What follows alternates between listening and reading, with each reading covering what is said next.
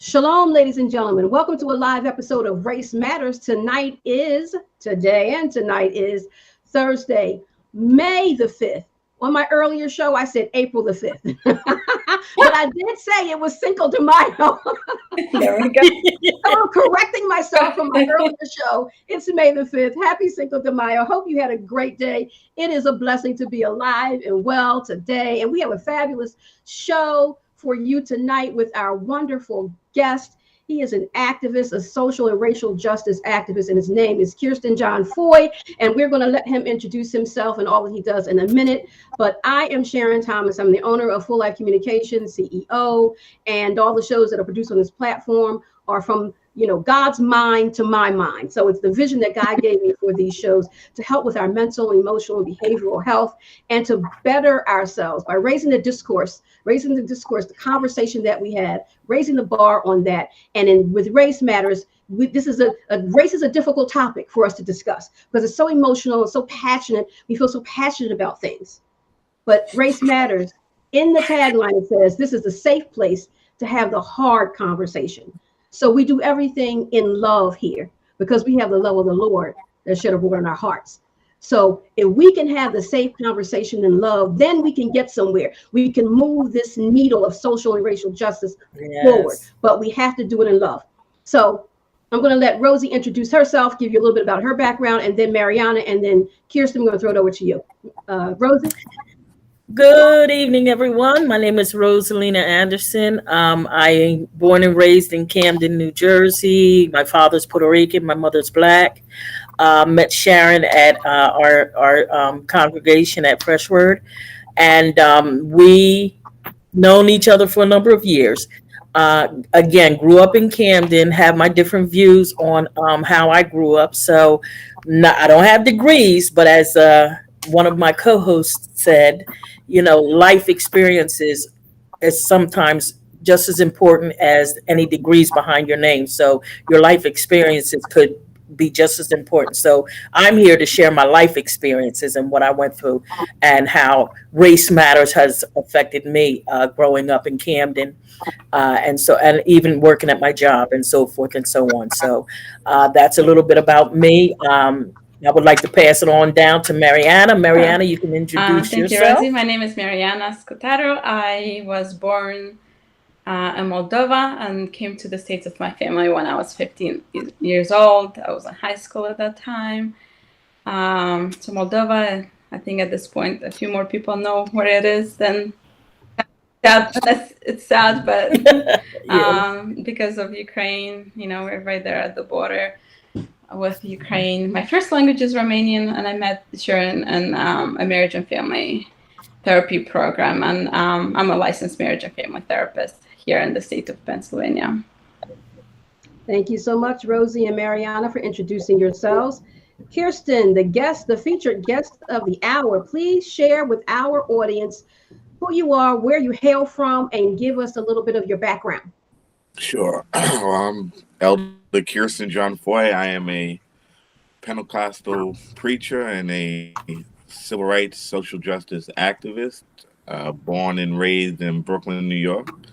I still live here with my wife and two of my three children. I am a political consultant. I consult with corporations on various issues from diversity, equity, and inclusion to crisis management. I work very closely with victims of violence, racial violence in particular, whether it be state-sanctioned racial violence at the hands of law enforcement, targeting communities of color, or white supremacist, white nationalist violence targeting communities and individuals of color. I've been doing this now for close to 30 years.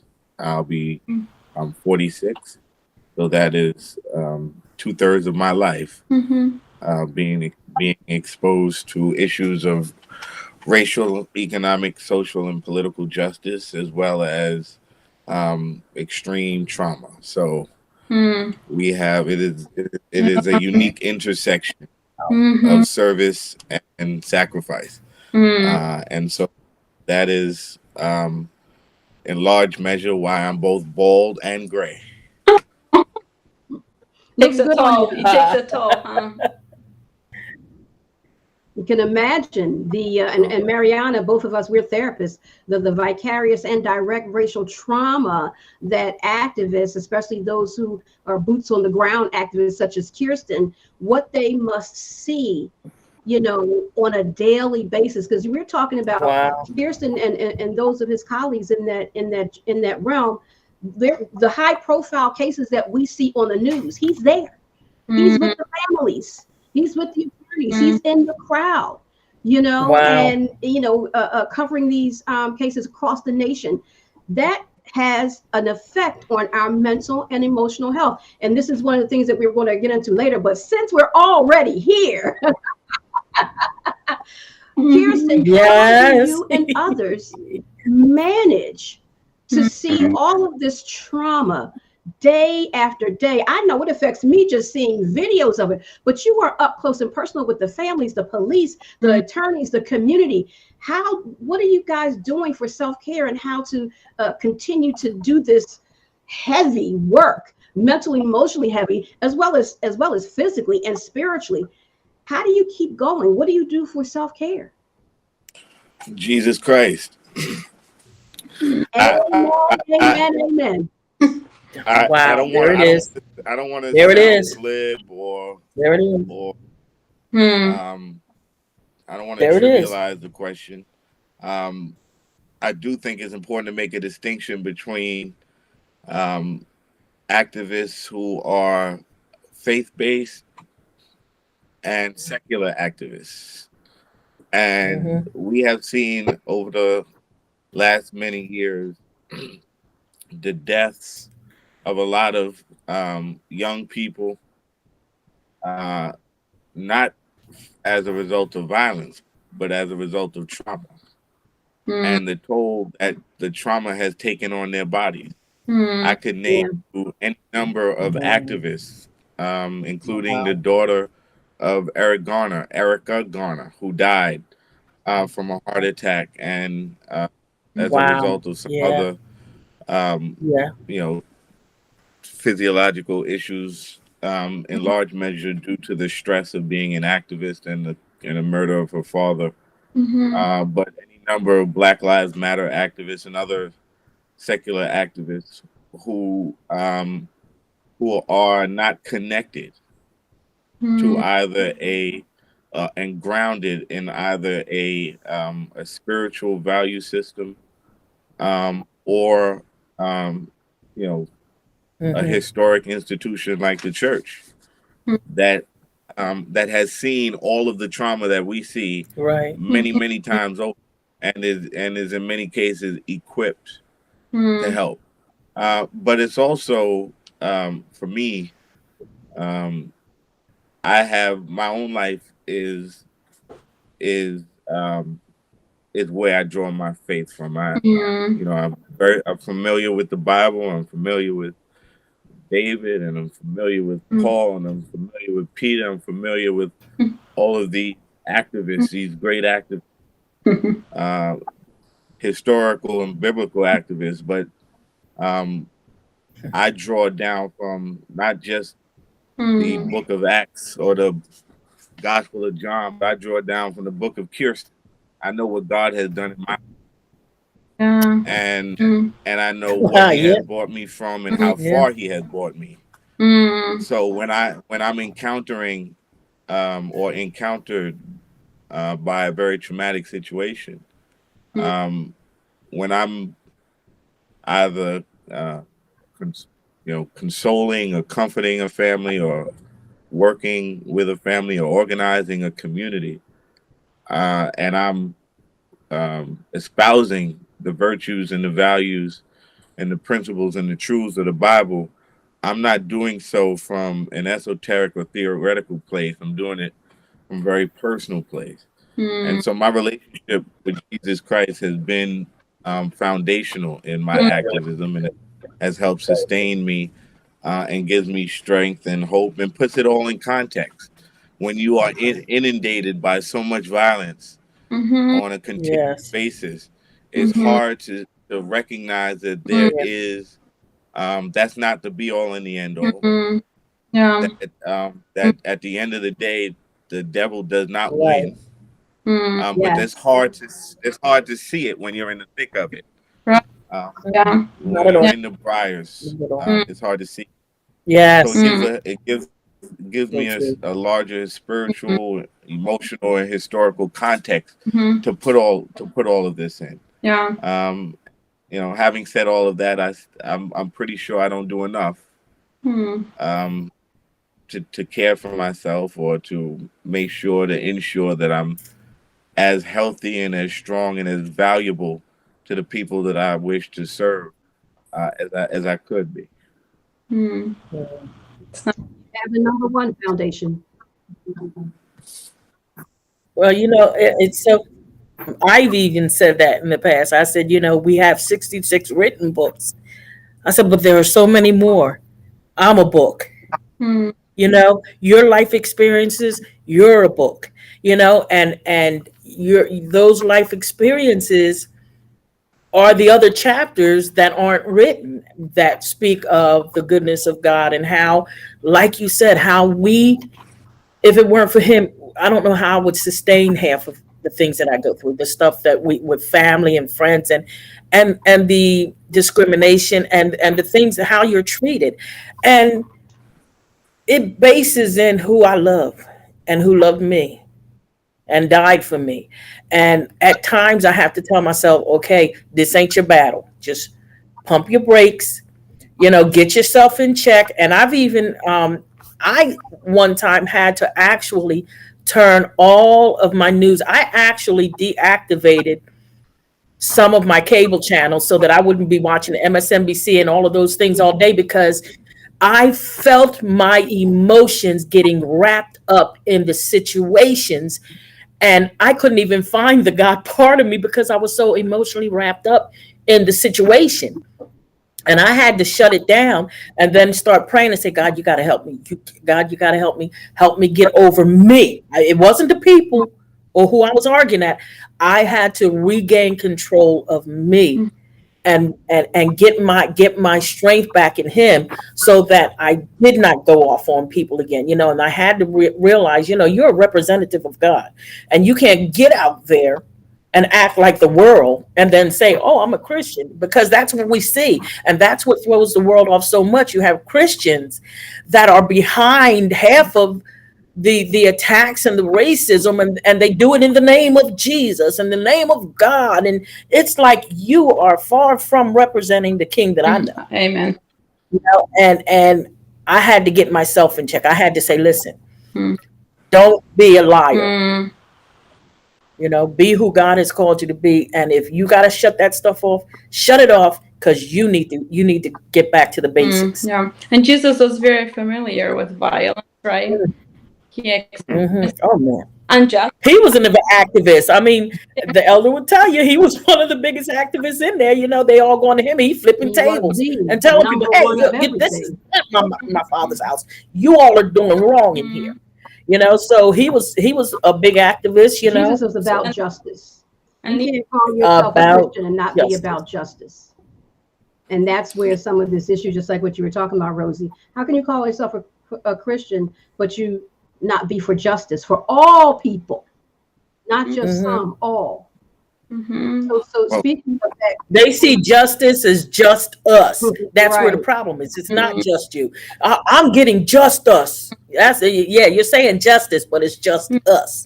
That's how you're really looking at it. Kirsten, Marianna makes an excellent point, as do you, Rosie. I think, well, first, Jesus had to have been the singularly most physically violated individual in the history of humanity.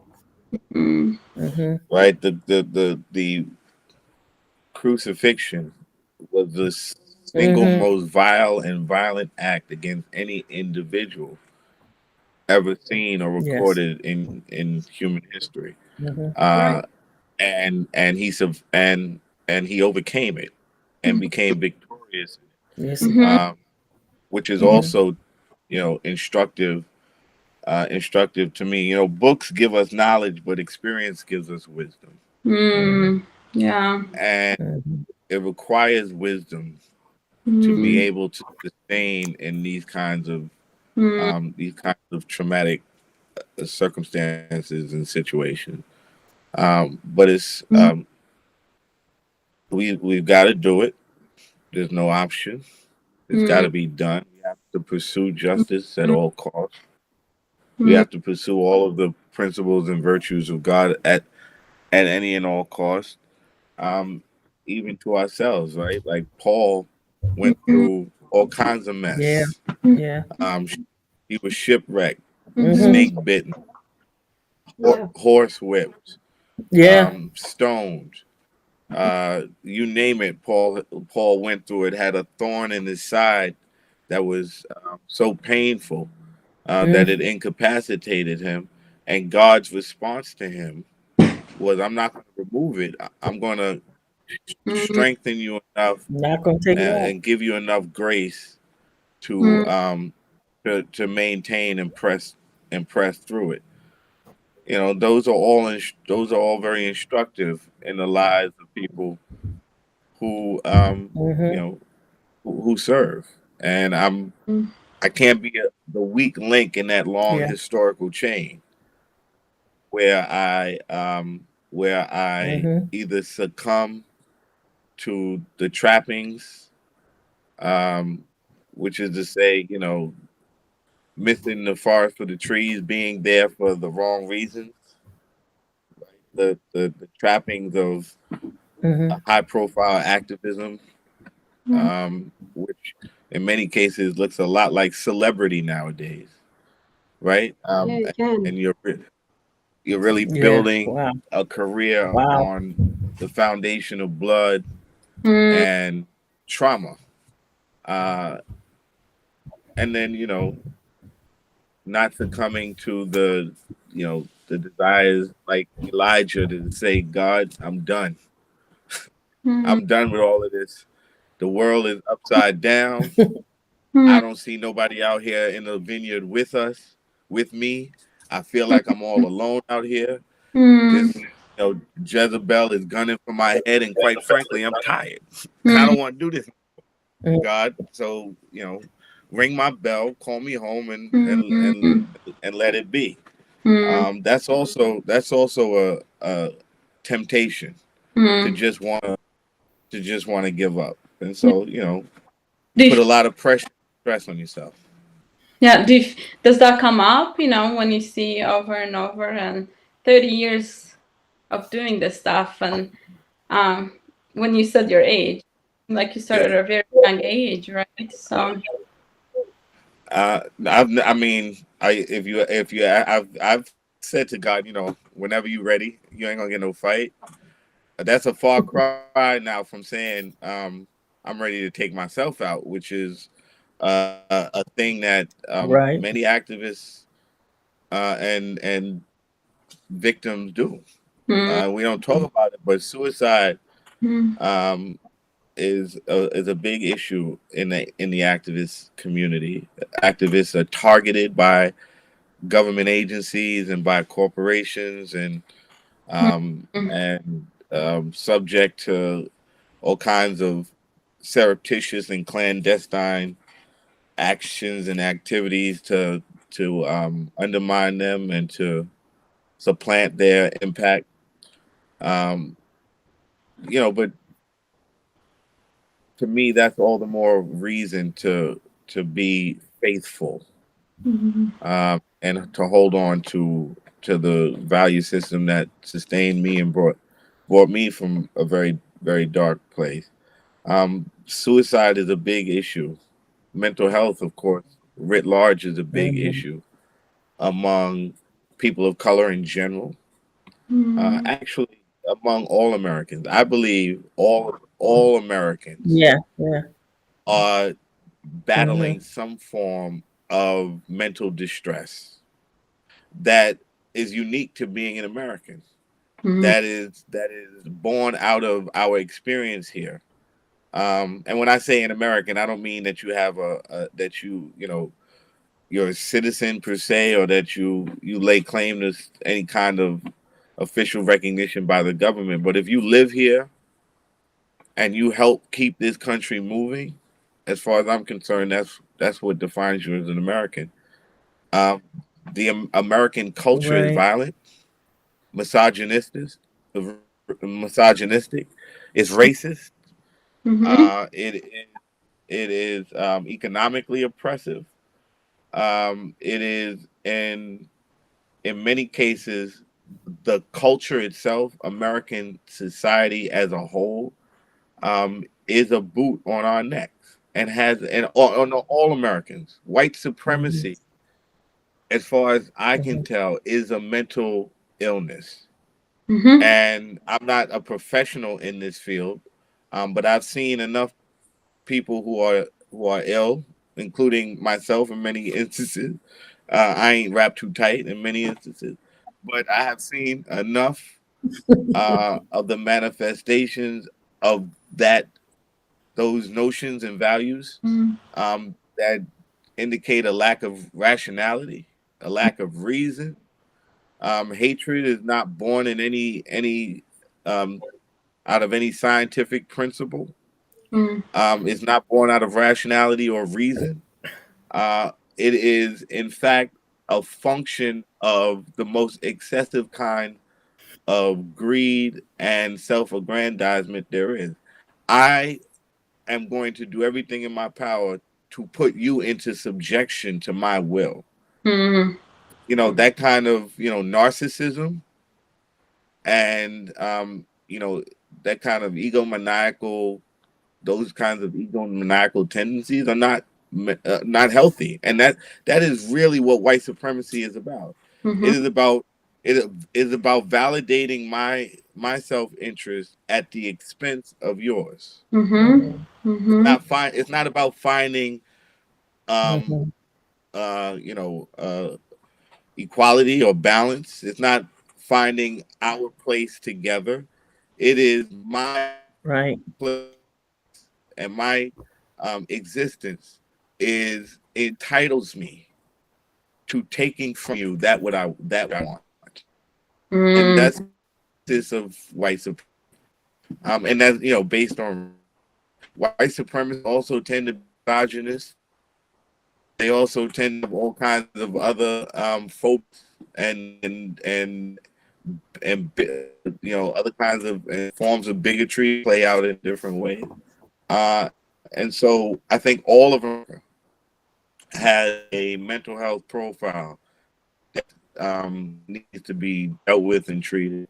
We don't elevate and equate mental health to the same level that we do, rest of our bodies, right? Like, the mind is not given the respect that the heart is, given respect that the lungs are, or given the respect that the rest of the anatomy is. And then there's a social stigma associated with acknowledging that you may need help, or you may need assistance, or you may need to learn some new patterns from somebody who's trained in doing these things. There's a stigma attached to that.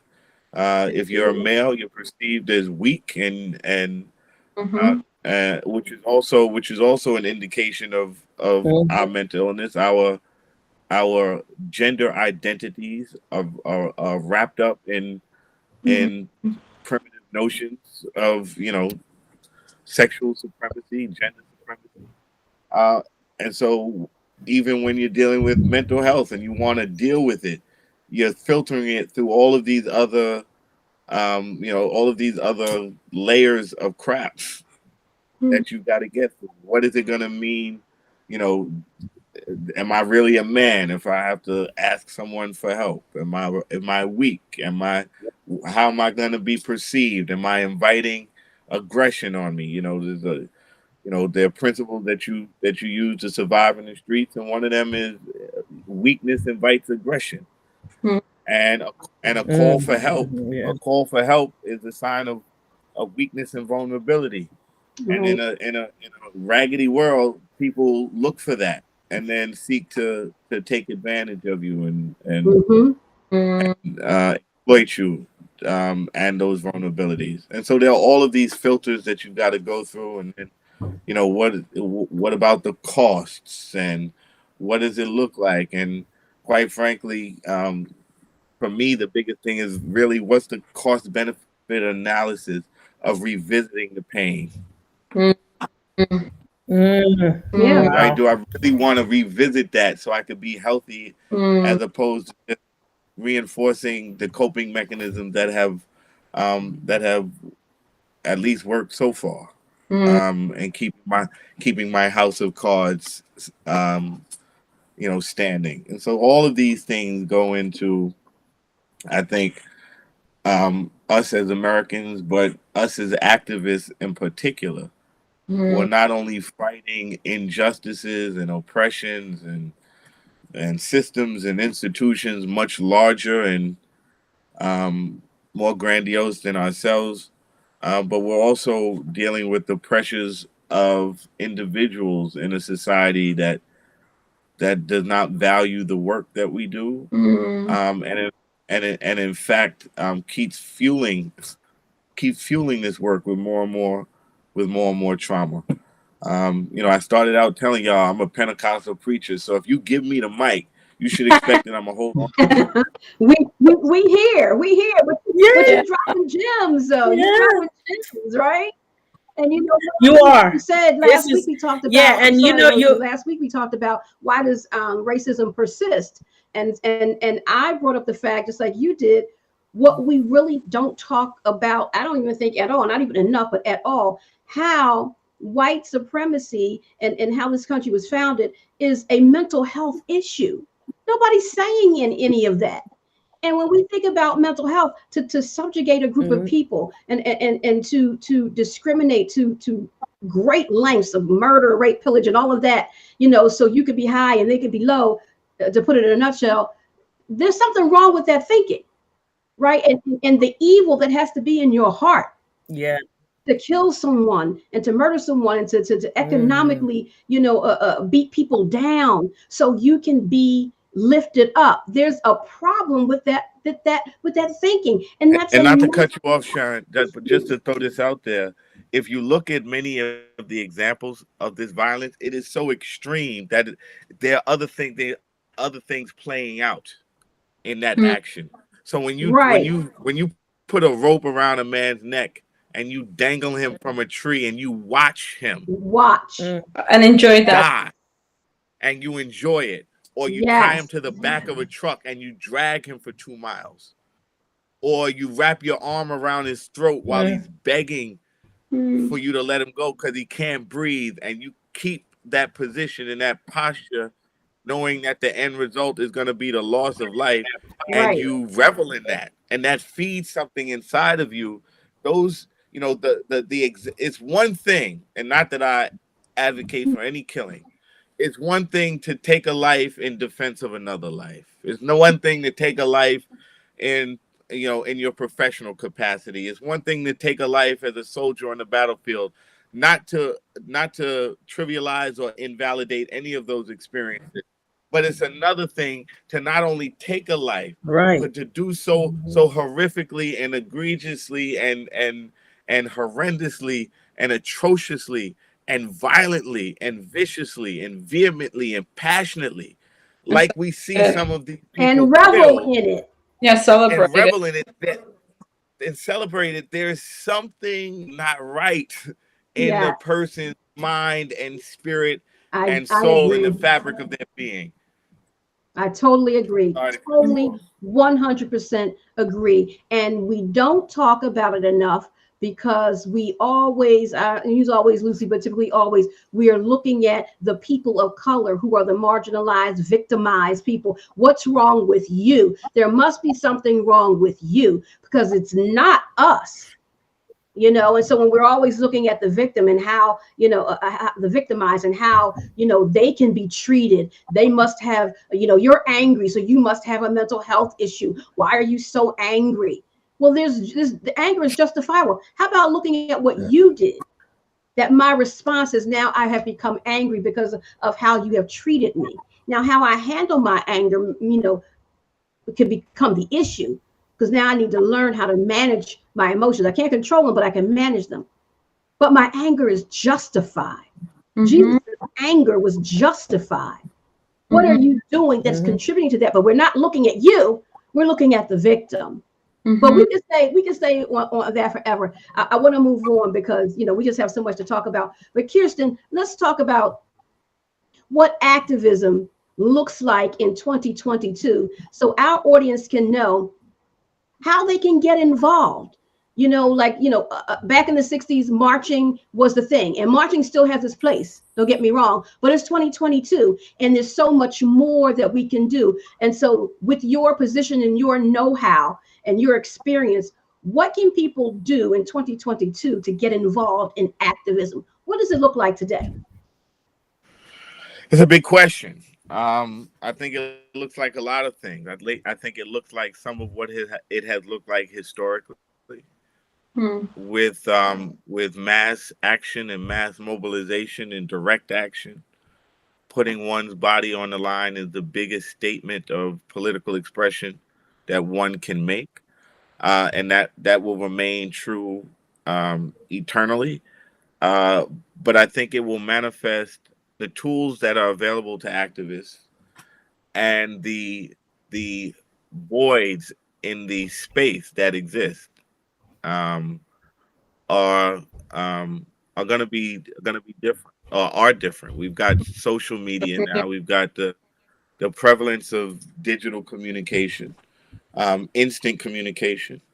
Um, you know, Martin Luther King Jr. and Fannie Lou Hamer and all of these grand historical figures and civil rights activists and organizers, um, didn't have a fax machine, didn't have email, didn't have social media. They had print and they had radio, and they were able to change the world. What was available then is available to us in several magnitude of order, um, from social media to digital communication, the influence of instant mass communications. I can talk to a group of people, a large, you know, innumerable group of people instantly. I can tell somebody to meet me somewhere, not tomorrow, but today, um, is significant and transformational. Uh, the prevalence of guns. Now, this is not um, this is not to advocate or advance the position that the prevalence of guns is a good thing, but there are now in America somewhere between 1.2 to 1.5 guns for every man, woman, and child. 400 plus million guns in America. That changes the paradigm. It changes the paradigm because you now have armed people going to protest and killing protesters, as we saw in Kenosha, as we have seen in other places, the criminalization of protest. We saw it in Charlottesville when the Klan clashed with the racial justice activists and wound up killing that young woman, Heather. Her last name escapes me. But now protests and protestors have become targets of violence and retribution. So that changes the arming of the opposition, changes the complexion of the response and how we organize. Um, Additionally, I think in the early part of the century, first half of the century, and so forth, preachers and churches were critical. The churches were the economic hub, the social hub, the cultural hub, the political hub of the Black community.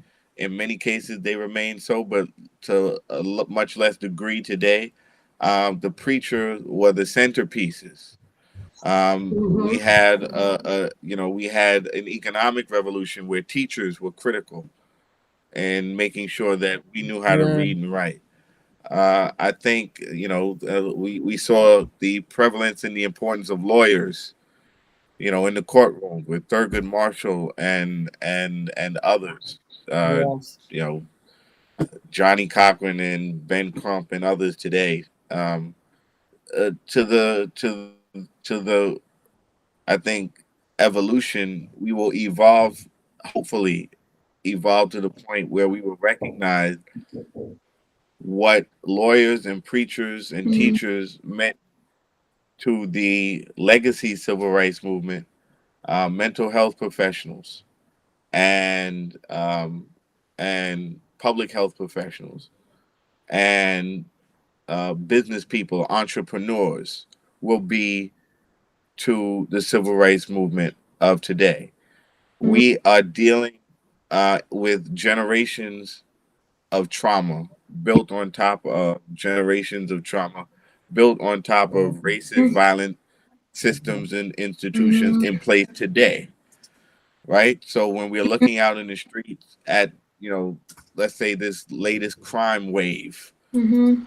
we're looking at people who are younger, Mhm. more violent, Mhm. less educated, Mhm. Mhm. um, less less physiologically capable of making sound judgment. Right? Mhm. When you live in a food desert, when your brain is not given, when you're not raised on good food, Mhm. Mhm. Yeah. you're not able to make sound judgments. Mhm. Brain not fully developed till you're in your mid-20s anyway. Yeah. We don't know that. You're at 18 and you Mhm. eating Popeyes and McDonald's and Chinese food every day. If you're eating at all, Mhm. um, you barely know how to read, and you're Mhm. going home, to a cramped, under cared for, overly utilized, abused home, Oh. um, in a violent community. You're Oh. not going to Mhm. make Mhm. sound decisions, Right. right? But the psychological profile of these people Mhm. is more extreme Mhm. in its lack of value for life. Mhm. They don't see Yeah. value in their own lives, so they don't recognize the value in someone else's life. That's Oh. different than what we have been seeing, what the kinds of violence we've seen historically.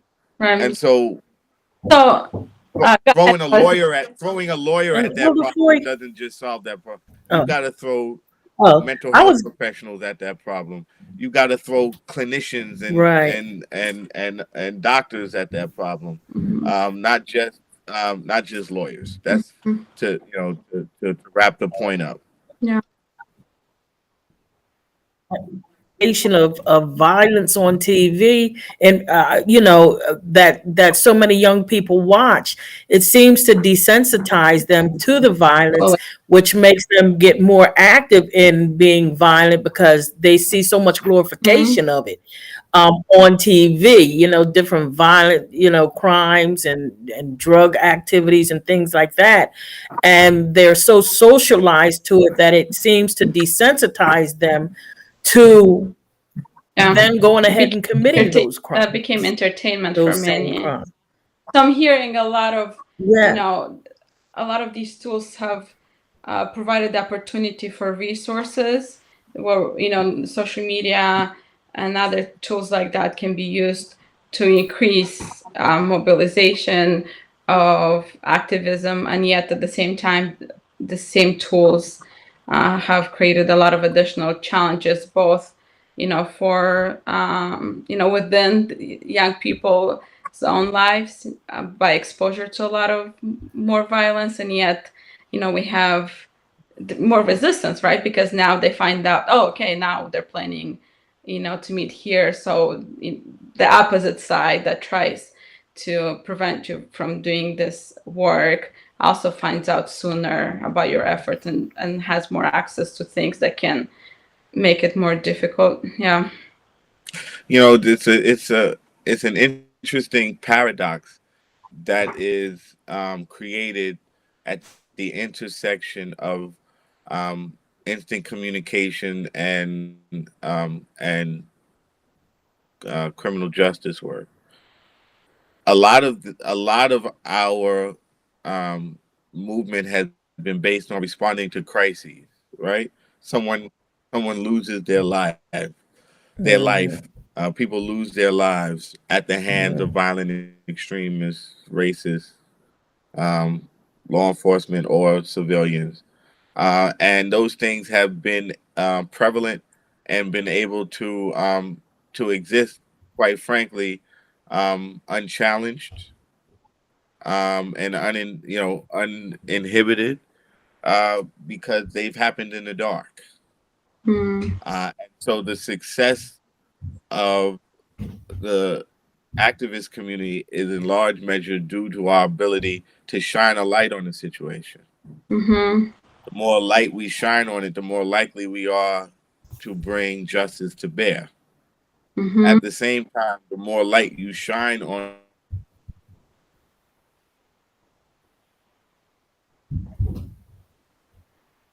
Oh, I think you might be frozen. Kirsten, you're frozen. the trauma.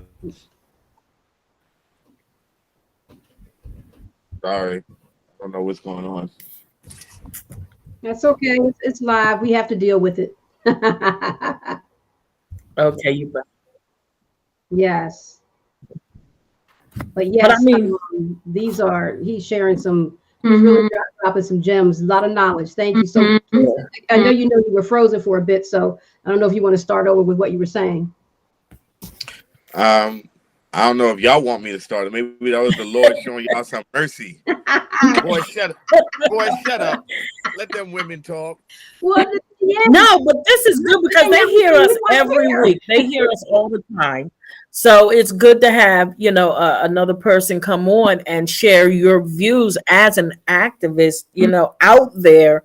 We can share our personal experiences, but you're out there like Sharon said, and you're dealing with the community and you're dealing with the family members, and even talking about this, even when you were talking about the mental health care and how you need to do that. It took me a minute. I've been for years telling even myself, Elder Foy, that I was going to get help. And it wasn't just till recently that I actually stepped out on it. And it was because of one of the reasons you mentioned. I was more afraid of what might come up as I started getting treatment, as I started to go for help. I had so much fear of what I might find out that I locked up and did not want to face. But my wanting to be so active and help people and talk to people said, listen, you've got to get yourself out there and be exposed and be able to handle those situations, because if they ever come up in a conversation, you don't want to break down. You want to have already handled it on your own and dealt with it. And that was a very good point. When you said that, I was like, oh my God, he just got all up in my business right there. Oh, yeah. But that's a trauma response, right? To not want to talk about it. For some, right, they need to and they share it, but that's also, an indicator that, my experiences and the experiences of my loved one have been so horrendous that, I would rather not engage with all of me in regards to that, with my emotions about it.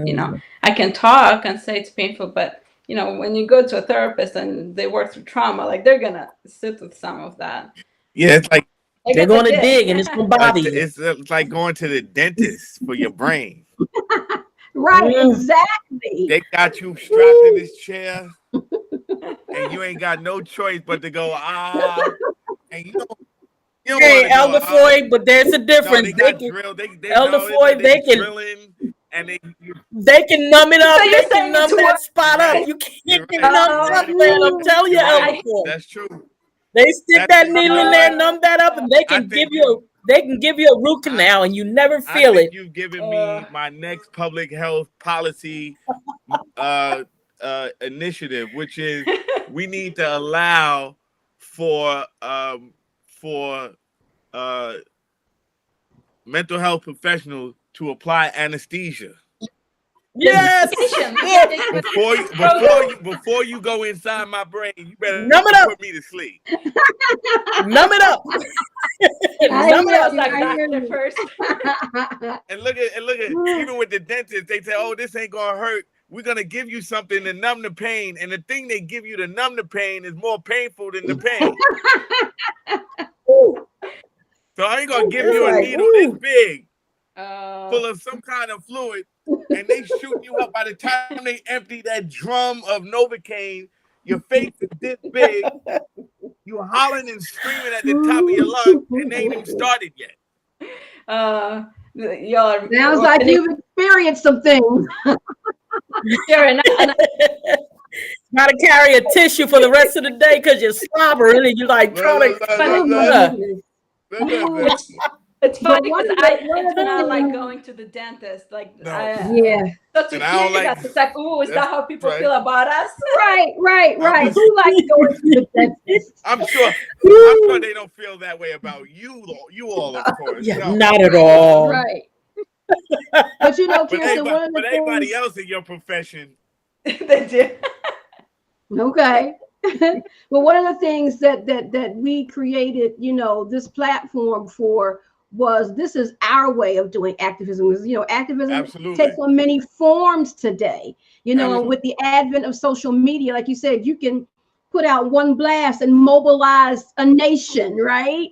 Full of people to meet in a certain location or whatever. So this platform is our way, you know, of galvanizing the voices. And, you know, not many people may know about us yet, right? Yet being the operative word, but, you know, this is the mind of Christ. So I know there's an audience that's coming, right? So it's building and to provide resources on this platform for those who are struggling with all the different shows that we do, but for this particular show and having this type of conversation to bridge the gap between the races.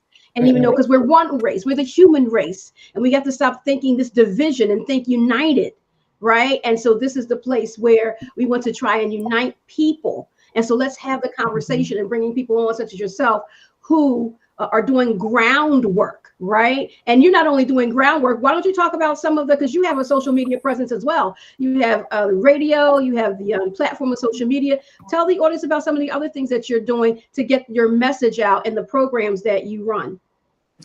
So I am, I have a nationally syndicated radio show called The Justice Clapback, where we deal with matters of social, economic, and political justice, criminal justice reform, economic justice, educational justice, environmental justice, any and everywhere there is the potential or the history of abuse or harm by an institution or a system or an individual of greater power towards an individual or system or an institution of lesser power. I find myself having an opinion, and so I express it. We also have the Justice Clapback Village Mic, which is a Facebook-based collective of individuals from all walks of life, all areas of the country, coming from all kinds of perspectives and vantage points, converging on a particular time and place around any number of issues that are affecting one or all of us. I started the Village Mic, the Justice Clapback Village Mic started before the radio show in February of 2020, right at the start of the pandemic when the shutdown first came. And we needed an outlet to communicate and to stay connected. And we were all told that the world is ending and that we were going to kill each other, and that in order to survive, we had to stay away from one another. How could we do that and still maintain a semblance of humanity, Mm-hmm. because once you're isolated from the rest of humanity, you have no frame of reference for what humanity Right. really is. And so social connection Mhm. is an integral part of our self-esteem and our self-image. And so people gravitated towards it. We gave an open invitation. The only rule was to be respectful, and of opinions and individuals and perspectives. Not that we didn't get heated and hot and bothered at times with one another, but it was a healthy and remains a healthy, to borrow a phrase from Sharon, safe space, to express all of the myriad of issues that we were encountering during the pandemic, pre-pandemic, during the pandemic. If you recall, George Floyd happened at the very beginning Yes. of the pandemic, and so we had Yep. emergence of Yeah. coronavirus and a racial reckoning in this country, at the same time, and in the same place, right? And so Yes. we all needed to feel engaged, and so we built this platform, and it was immeasurably valuable, for people's own health and wellness, but also for political action and dialogue and intrigue, um, so that we could all stay connected. It has survived, although the Village Mic I have reduced, and the number of times we've been doing it for various reasons, not least of which was the realization that even doing that was taking a heavy toll on me, Mm-hmm. um, as an individual, trying to creating this village, and then trying to keep it together, um, was taxing in and of itself. And then we had a lot of very extreme political events, um, and some new political realities, that I thought it made more sense for me to process before really engaging. And the other side of activism that most people don't recognize. That it's not just about emotionalism and an emotional stimuli, like a killing, and then the response and reaction to it, enraged or otherwise. It's in many cases it's about strategy, Mm-hmm. about being dispassionate about a very impassioned issue, and that requires a lot of Mhm. patience. So Yes. I have to go from sitting and comforting a family, which is one of the most intimate and um, emotional moments that any group of people can go through, is when they have to bury, suffer through the loss, the unjustified, unnecessary, unexpected, unanticipated loss Yeah. of someone, Right.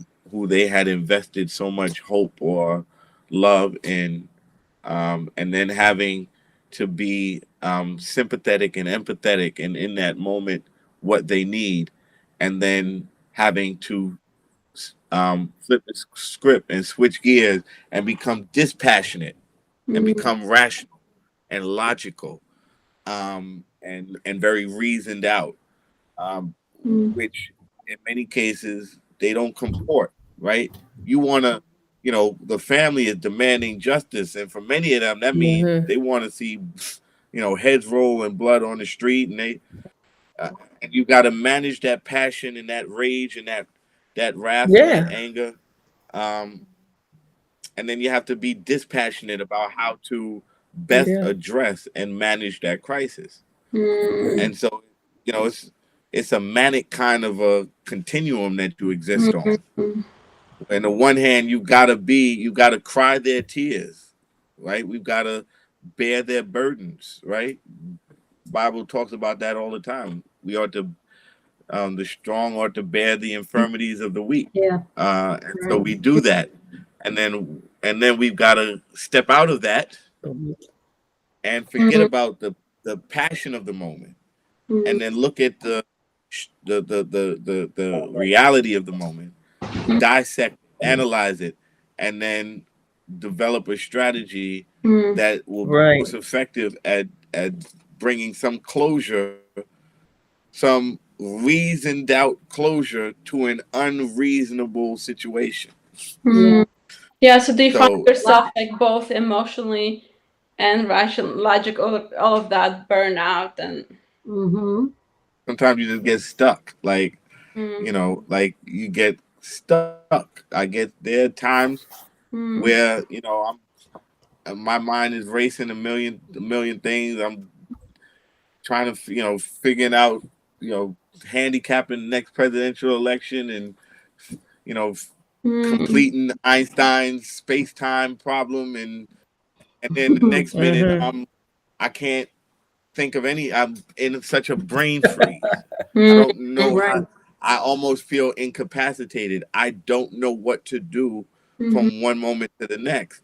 And that's, you know, I think that's in large measure due to the, you know, the manic nature of the work, where and it's, you know, like, it's so unfair, right? Because, you know, the people of color are not the ones causing the problems, and yet you're the ones doing all this heavy work, right?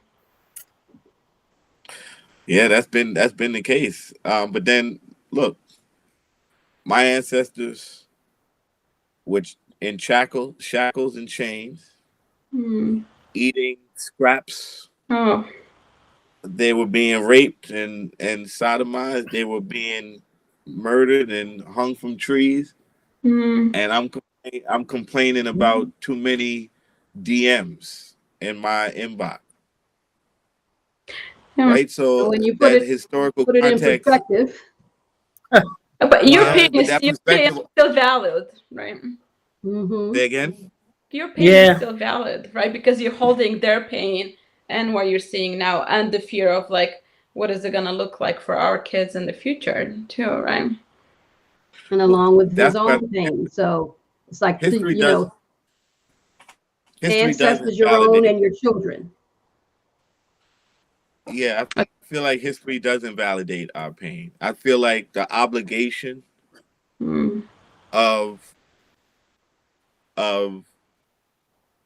protecting the future and upholding the legacy of the past does not afford me the luxury of, and look, God's grace, I'm not, you know, I'm okay.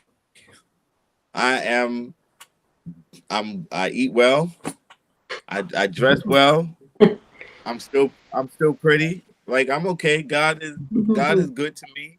I still have his favor on my life, and I'm not by any means trying to you know, discount my own humanity. But, you know, the Bible says, to whom much is given, much is required. Much has been given to me by my ancestors, and much is required of me by my children. You've been graced to do what you do. You know, we all have grace, a certain measure of grace to do what it is that we do. So with what you're doing, God has given you the grace to do it. And that's why you have not broken under the pressure. Not saying you don't have your challenges. I'm not saying that at all, because we know you do, because you're a human being. But you've been graced by God to do what you do in that realm of activism. Rosie, I know you had something to say, but I want to ask Kirsten this, since we're on this vein, if you will. What does the color of activism look like, you know, on the ground level? Are races coming together, you know, or are we seeing? So what does it look like? Tell us what it looks like. So I think the best thing that happened for racial justice was COVID, because it created the economic environment that allowed people to discard norms, to discard personal interest, and really act from a more authentic place. Mm-hmm. So when George Floyd died, you had 30 million people marching across this country at any given time. Literally, you had millions and millions and millions of people mobilized on the streets on a daily basis. A lot of those people were out there. Most of those people were out there out of a sense of outrage for what happened to George Floyd, but many of us were out there out of a sense of not just outrage for George Floyd, but outrage for myself, outrage for my family, outrage for my neighbor. We had it. We had it with corporate America. We had it with student loans. We had it with flat wages. We had it with gender and sexual discrimination in the workplace. If you're a woman, you've had it. If you were if you were gay and you were dealing with that nonsense at work, we had it. And here was an opportunity. We had nothing to lose. Yes. We were told to stay home. We had nothing else to lose. So we said, you know what? Screw it.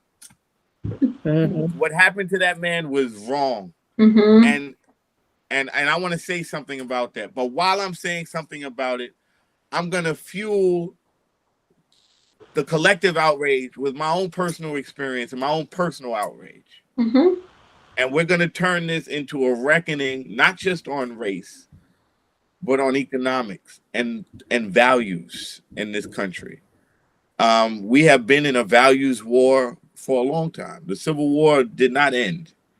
And its manifestations are myriad and many. But the cultural wars are among them.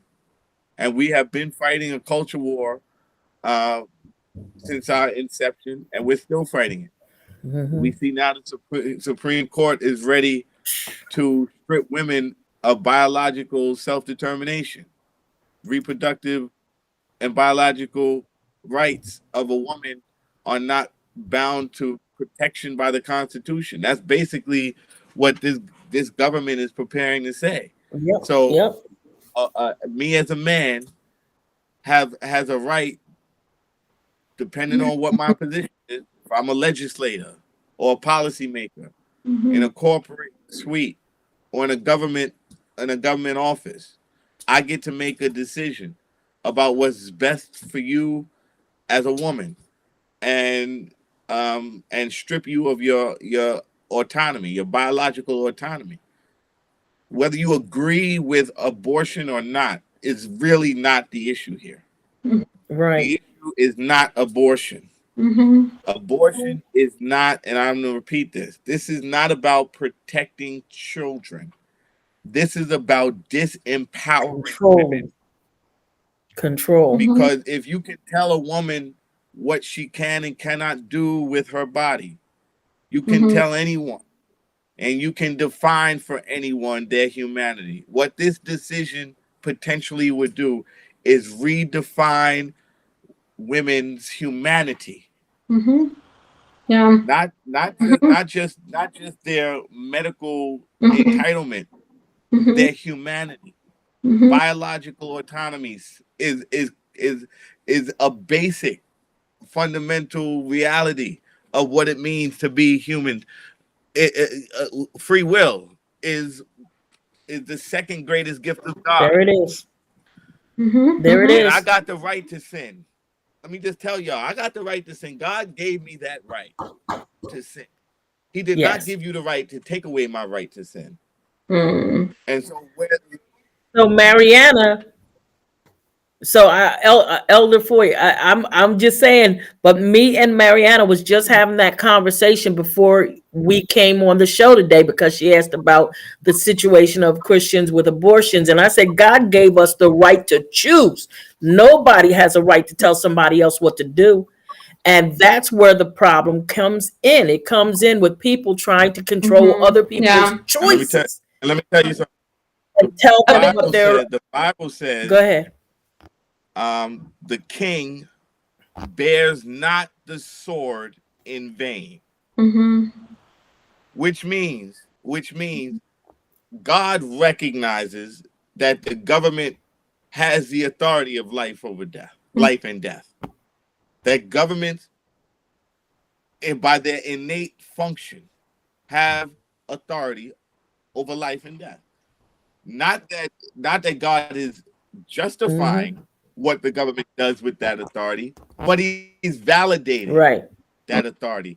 And if our government, our Constitution says that a woman makes a decision, the sole decision maker over what happens with her body, if that's what our government says, and the government says a woman has the right to determine whether she brings forth life or not in any given moment, then that ought to be respected. Now, as an individual, my personal relationship with Jesus Christ should not be codified into law.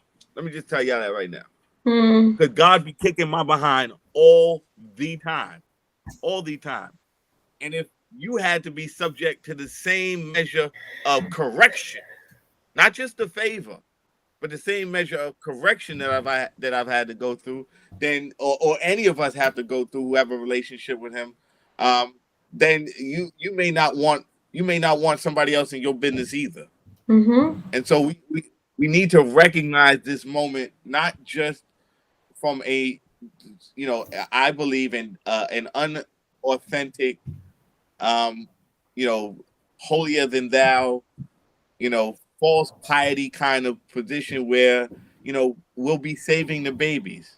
No, you won't be saving the babies. Yeah. What you'll be doing is risking the lives of their mothers, who will then now be forced to seek alternatives. Because if a person has made a decision that they are not capable of providing for a child, you're not going to stop them from seeking alternatives. Absolutely. More dangerous ways. Yeah. And if you was prohibition has never worked here. Prohibition didn't work with alcohol. It didn't work with drugs, and it's not going to work with abortion, a woman's right to choose. So we can have the conversation about whether it's moral or not, and we should have that conversation, but not in the Supreme Court, not in the Senate chamber, not in the houses of the legislature. That is a personal decision, and our personal decisions are protected by the Constitution. And since 1974 now, 1973, the Constitution has said a woman has the right to choose. That's what our government says. That's what the Constitution says, and that is the principle we need to uphold. It's just hard. The same people are trying to convince us that it's about saving babies also. Don't want healthcare for those babies once they come out, right? Don't want healthcare for those babies. They, in many instances, if those babies make a mistake and that mistake results in the loss of life, they want to subject you to capital punishment. Life only has value before you arrive here. After you arrive here, it's fair game. Your life isn't worth anything. I can send you to war. I can imprison you for the rest of your life. I can take your life. I can subject your life to all manner of discrimination and oppression. Once you get here, all bets are off. But I'm gonna protect you on your way here. I think there's a level of hypocrisy that God frowns upon when he sees that. No, either you respect life, let's do it from conception to natural death. From conception to natural death. You can't tell me you protect life and then turn around and glorify the Second Amendment. You can't do both. Yeah. And they don't comport. The interesting thing, reading Matthew, in several chapters, you hear Jesus calling people hypocrites over and over. And it's he actually did That's exactly right. He used those words. And they were oftentimes reserved for religious people, right? Absolutely. It was the church that was running around. It was the church, let's be clear, it was the church that killed Jesus. It was not the Romans. It was the religious people and law enforcement, exactly. Right? It was law and religion. There you go. Girl, you sound like a civil rights activist. You sound like a Baptist preacher, girl. But actually, Yeah. I did grow up Baptist, but it was very Oh, did you? conservative, like affiliated with Southern Baptist. So I don't identify as much with that anymore because of learning the history of Southern Baptists with slavery and segregation and so on. But yeah, that has been my background, and I grew up as a minority in Moldova and Eastern Europe because evangelicals there only make about 2% of the population, and coming here, a lot of us realize, oh wow, we can be part of like the majority. So Right. unfortunately, within my community, it's not common for people to view things this way. Many affiliate with Republican Party and so on. But I had a few experiences through schooling where I was able to hear different perspectives, and that changed it all for me. Well, thank God for that. So Kirsten, let's last question. Tell the people what is needed, and again, of course, this is a big question, to continue this movement of racial, social, and civil rights justice. What do we need to do or begin doing to make more headway with these issues? We need to create generational wealth. Oh, okay. Oh, yes. That's a big issue. Yes, yes, We yes, need to yes, create yes. generational wealth. In my experience, even as a lifelong civil rights activist, I had to rely on others to fund my activity, to support, to sponsor. Part of the job of the activist is you're a salesperson. You're going and you're selling the need of your service to someone who doesn't need it. So you're going to someone who has, saying, I need you to help me protect someone who has not. Right. And that is the model by which the civil rights movement has been funded and sustained over the last century. That is not a successful model for the future. So does that mean that more people, and let me know if this is a stretch, but more people who are wealthy, let's put it that way, should get involved or need to get involved so they can fund, because they believe in it, right? And so they can fund some of this by their own corporations or nonprofits or whatever the case may be. Yes, and beyond that, they need to create more avenues for the development and creation of wealth for others. Don't just give a man a fish, teach a man to fish. And what the civil rights movement has been thus far is Jesus with the 2 loaves and fishes, and 5 loaves and 2 fishes. It has been us returning to the same baskets, expecting them to be replenished and refilled, as opposed to us having our own baskets. As opposed to being the lad that came to the service with his lunch. We are the 5,000 that showed up with an empty hand and an empty belly. And we need to flip that paradigm so that we can lend our own, not just put our bodies on the line, but put our financial resources on the line. Yes. But what the people that have the money need to do is invest in those that do not have it, so that we can generate a larger pie.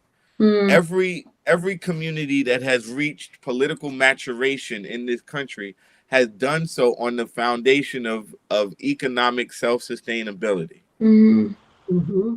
We were in a better position economically as a community when we were self-reliant, when our dollar circulated in our community more than is circulated out of our community. Mm. When a dollar touches 15, 20, 30 people in a community before it goes out of the community, you have an economically rich and self-sustained community.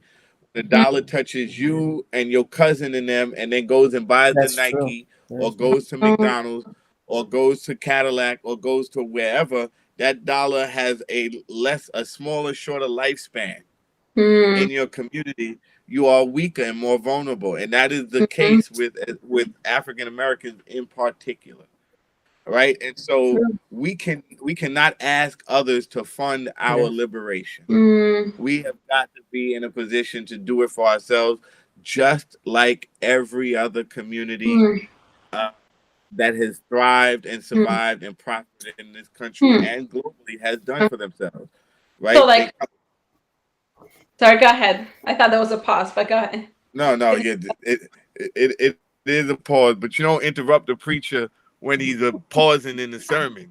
He's like, I just take my breath. Yeah, that was a dramatic pause. So yeah, you know, we've got to move beyond demanding and start funding. Yeah. So Marianna, I think like providing resources of like Black-owned small businesses within the community and raising like awareness about who they are and such. Yes, and grow their capacity and grow their notoriety, and help them to become larger, scale them up, so that they can become procurers of other small businesses. It's not something that can happen instantaneously. It takes generations to build generational wealth. We have a lot of money, but we don't have a lot of wealth. Right? We have a lot of money. We have trillions of dollars flowing through our fingers a year, but those dollars are not equated with our wealth. We are not a wealthy people. We may be a rich people, but we are not a wealthy people, and we're we need consumers. to make that transition. We are consumers. We're not producers. We don't own the means of production in as far as I can see, any industry. We invent, but when we invent and when we innovate, we sell our invention and innovation to companies and corporations, and we become personally rich off that innovation, but we're not able to generate wealth. I heard a billionaire. I heard a professional basketball player tell this story about a conversation he had with a billionaire, and a billionaire said to him, "You know, you got a lot of money, but you're not wealthy." Right? And this was just it wasn't out of any malice or any ill intent. It was just to illustrate a point. He said to the basketball player, "You have a lot of money, but you don't have any wealth." He said, "You see, my family, we're wealthy." The basketball player, like, he was intrigued. I would have been intrigued too. He said, "Well, what do you mean?" He says, "No matter how much money I spend, my children will have the same amount, and their children will have the same amount or greater, and their children will have the same amount or greater. There is a limit to what you can consume, even in your great capacity to consume." Wealth is the ability to consume almost endlessly, right? For generations to come. We're rich. We got a lot of Negroes running around here with a lot of money, but we don't have institutions. We don't have financial institutions. We don't own the means of production that can invest. Correct. Passive income and also. Absolutely. And even if you look at our billionaires, one of the richest Black men in America, Robert Smith, worth $5-6 billion. He's a hedge fund manager. He's playing with somebody else's money. He's not producing anything. He doesn't own the means of production. He's playing with somebody else's money.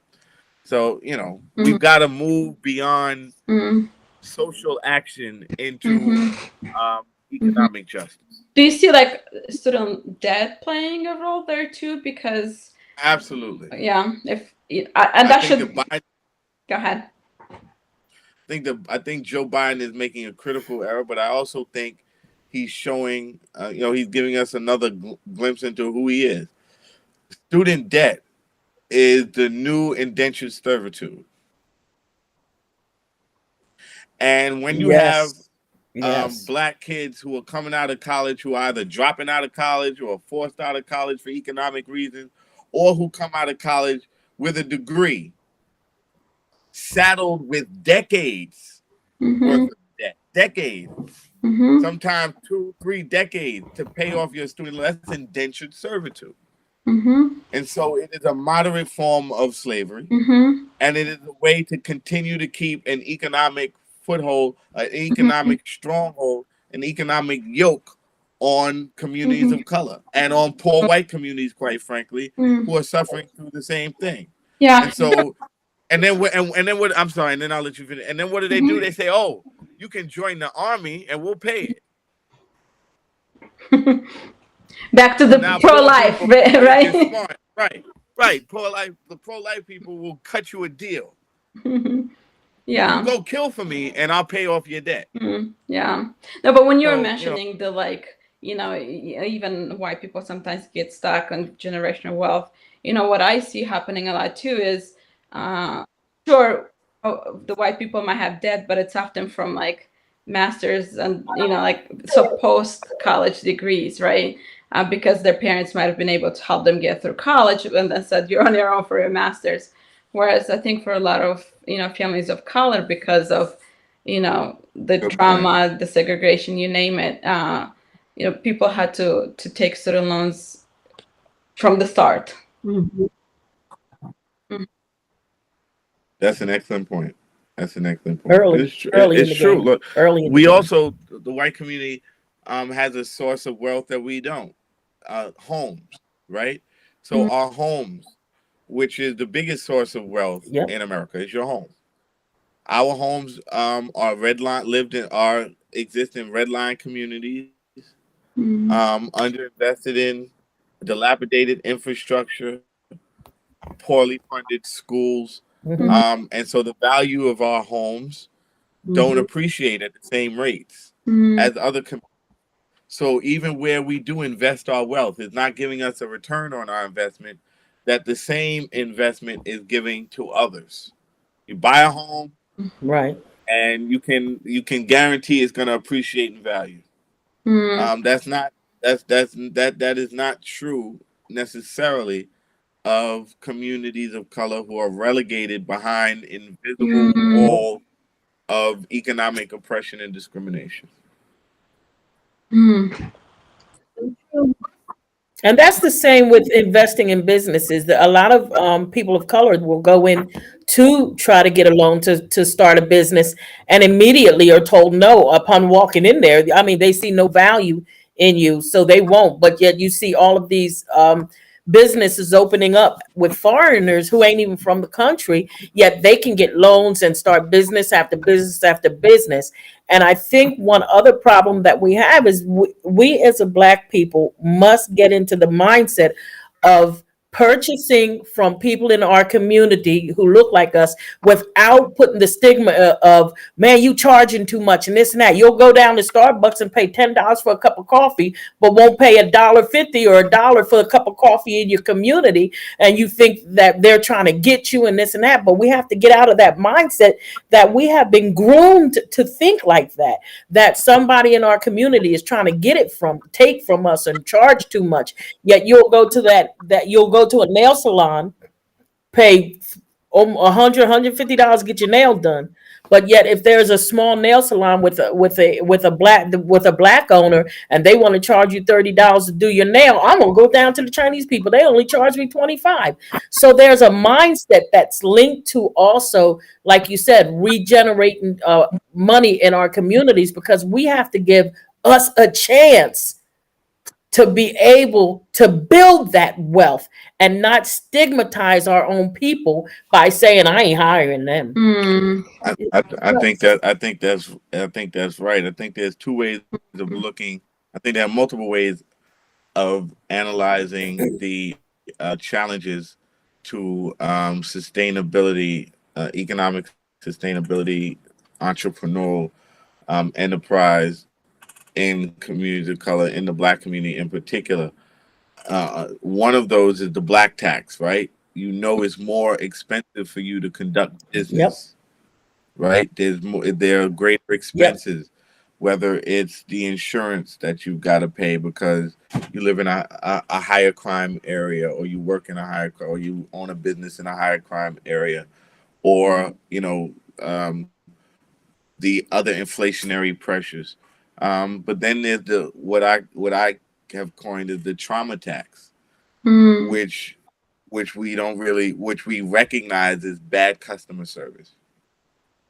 Bad customer service is one of the biggest inhibitors of Black business in America. If you do survey after survey of Black consumers about what they like and don't like about Black business, the number one thing they will say is service on the don't like side.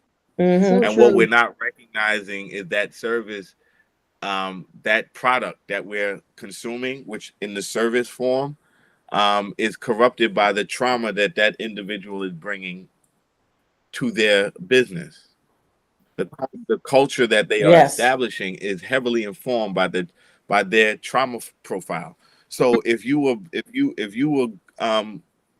grew up in a tough neighborhood and you had to be tough to survive, you're gonna be tough. You're gonna be tough on your customers because you're gonna be looking As at a everybody business like they owner, coming in there to take from you, not they're coming in there to support you. And so we've got to look at the trauma tax that racism imposes on Black businesses, and that we recognize as this customer service gap between white businesses and Black businesses. And you know what? There's a trauma with that because when a Black person walks into that white establishment, you're followed. You're followed. You're looked at. You're asked if I can help. If I needed your help, I would have came to you. And then they want to see what's in your bag when you're about to leave. Yet you're upset because in your community they don't follow you, but they're just rough. Well, like you said, I've never heard of it put like that. But the trauma tax of what they had to go through to get to where they are, and now you think they're rough, but you'll go in that store where they have security follow you the whole time. But we expect that. We expect to be followed by folk in their businesses. We get offended, unfortunately, because of familiarity breeds contempt. Why we supposed to be my brother? No, I'm selling you a product. I'm selling you a service. There it is. I'll be your brother, but you're gonna be my customer right now. I'm delivering a product or a service to you. And that's we need to have a business interaction. We need to be transactional right here, and don't be trying to exploit some emotional edge that you think you might have, or having an emotional expectation that you wouldn't have on another business owner selling the exact product or delivering service. So we put a greater burden on the business owner to provide not just the standard service, but an exalted service, a higher level of service, right? Which is another tax on the business owner, because not only do I have to provide you decent service, a good product, a decent service, and good custom service, I have to provide you empathy. You want me to empathize with the reason you came into my establishment. Well, that's a little bit too much to ask of a business owner in a transaction. That's what you ask of a philanthropist. Right. That's what you ask of a charity. That's what you ask and expect of someone in the social safety net. But your expectation of a business should be, let us have an above board transaction And for the business Yep. owner, empathy is not figured into the cost of the product or the service.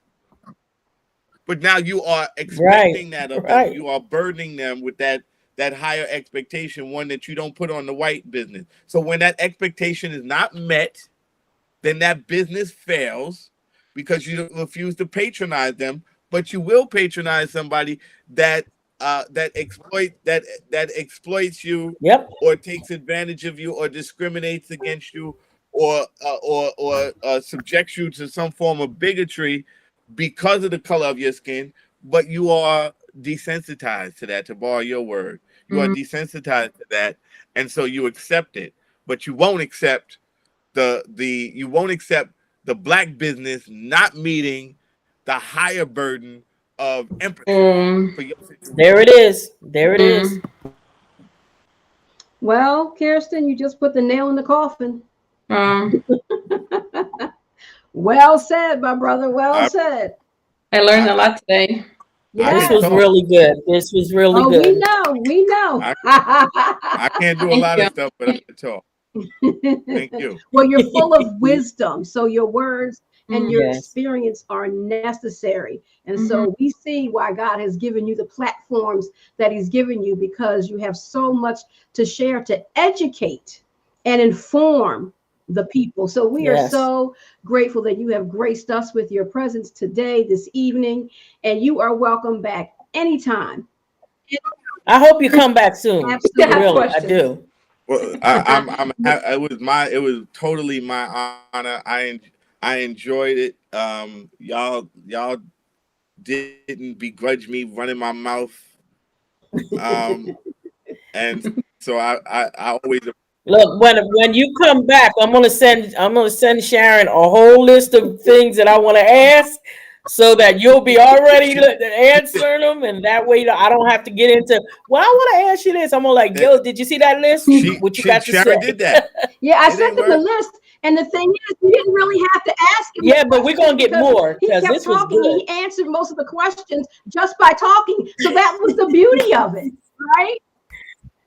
Yes, that's why I said it. It's just it just flowed. You're a friend of the show, and we appreciate you so much, and we do hope you come back again. Thank you so much for joining us. I appreciate you all, Sharon, Marianna, and Rosie. Thank you for your time and your ear and your expertise and your service and your sacrifice. Nobody talks about Sharon wanted to talk about self-care, right? I don't think we mentioned that. We did. At all. That was the first question, remember? That was the first thing. Right? We started out with that.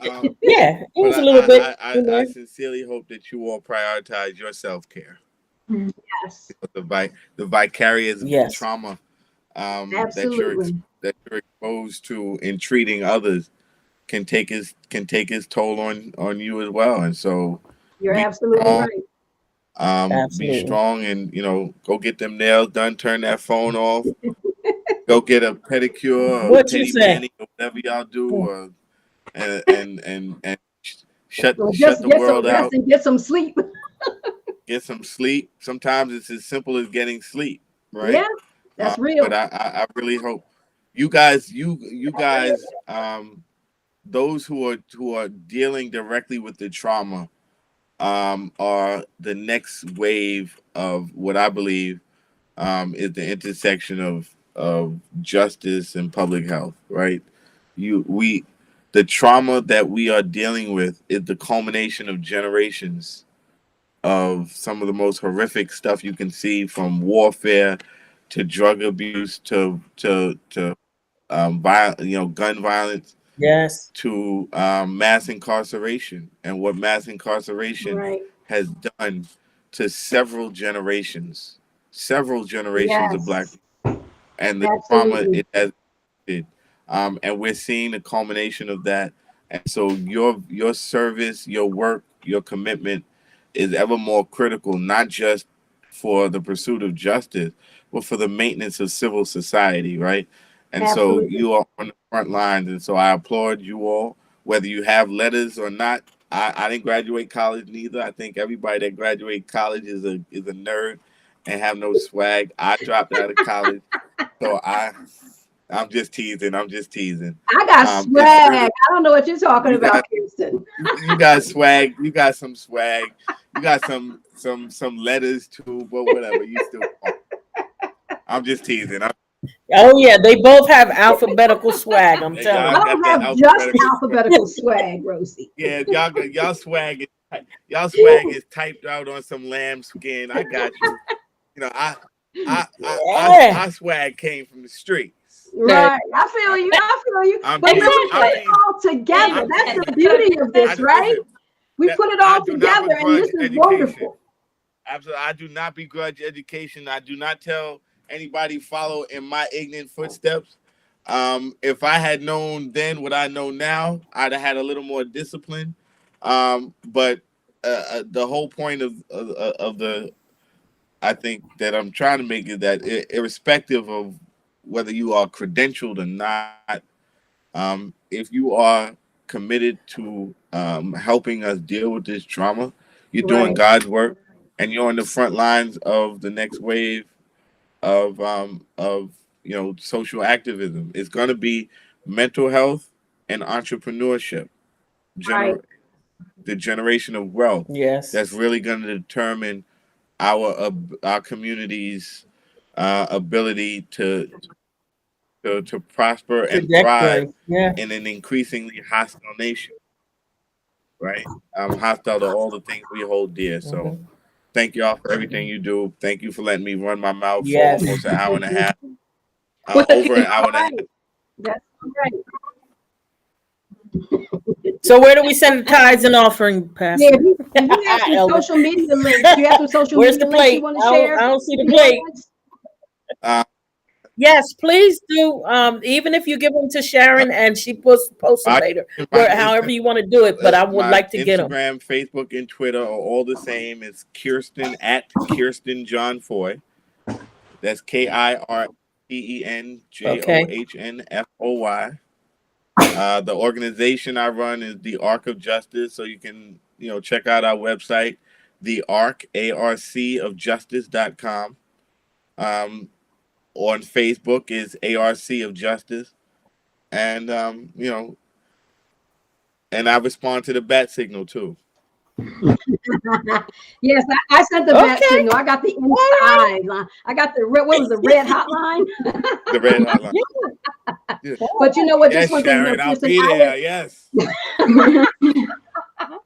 Oh my gosh, that what you said about the mental health, and I'm paraphrasing, and the entrepreneur, and that being the new intersection with this activism, I wholeheartedly agree, and I believe, and again, this is the brainchild of God, that this is the reason for this platform, and not just this particular show, but other shows as well, and that this is the work. You know how God, He gives us some, He doesn't give us all, right? But we see it unfold as we go forth, and I believe that is right on the money, what you said, with what He has, at least what He has called me to do.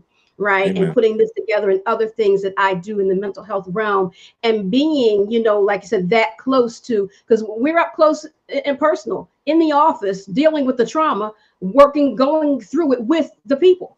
Right. But we need to also, too, with your people, I'm calling them your people, they're our people, too, but the people on the front lines, boots on the ground, activism, being more mindful of their mental health and emotional health. Right. And then that's where we come into to undergird you all through that process, so you can live long and strong. Right. And we can do it together. So you are a friend of the show, and come back and guest host with us. And because you're more than a guest, because you got a lot to say. You need to talk. I think you might regret that. I think you might regret that, Marianna. It might be okay, because all of us have a lot to say. Right? Yeah. Listen, Rosie, I think she might. Trust me, sometimes each of us get a little bit of diarrhea of the mouth, and we can't. And they gotta. I don't know how many times Sharon will text me and say, "Pull it in, Rosie," because you get to preaching on here, and it's hard to start. To bite your tongue once you get on a roll. It's so good. Yeah, but that's a slippery slope. My rolls, I start down rolling, and it's hard to stop. Well, here's the thing. You don't want to tell me I'm a co-host. You don't tell me that. Well, if you were on regularly, then we would rein you in. But you know what I'm saying. This is your first time on the show. You dropped so much wisdom, so much gems. It was amazing. So we so appreciate you, and thank you so much, because again, we know how busy you are. So the fact that you graced us with this time, it was such a blessing, and we appreciate it. Thank you. Appreciate you all. Stay safe, stay strong. Love too. each other and love yourselves. Absolutely. Right. Ladies and gentlemen, that's our time for God. tonight. We thank our guests tonight, Rosie and Marianna. Thank you as well. Join us every Thursday for a live episode of Race Matters. And tonight, do well by yourself, not by yourself, B-Y, but like for yourself. Practice self-care every single day. Take 5 minutes, 2 minutes, 10 minutes. Practice self-care. Life is challenging. And so we need to replenish ourselves. We don't want to give out the rest of us. We want to give out the best of us. And when we don't put back in, we're only giving out a depleted version of ourselves, which is the rest of us. So practice self-care every day. We love you. God bless you. Have a God week. Shalom. Bye, everyone.